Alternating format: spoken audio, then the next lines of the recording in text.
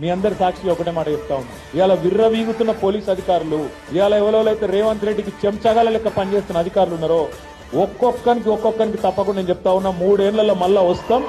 ఒక్కొక్కరికి మిత్తితో సహా ఇచ్చే బాధ్యత మాది. మీ సూర్యాపేటలో నల్లగొండలో కూడా ఎవడన్నా ఎక్స్ట్రాలు చేస్తే వాడు ఎవడన్నా గాని కలెక్టర్ గాని వాని అయ్య గాని ఎవడన్నా గాని ఎక్స్ట్రాలు చేస్తే వాళ్ళకు చెప్పండి, పేరు రాసి పెట్టుకోండి. నేను పక్కా చెప్తున్నా 3 ఏళ్లలో మీ అందరి దయతో తెలంగాణ ప్రజల ఆశీర్వాదంతో తిరిగి కేసీఆర్ గారు ముఖ్యమంత్రి అవుతారు.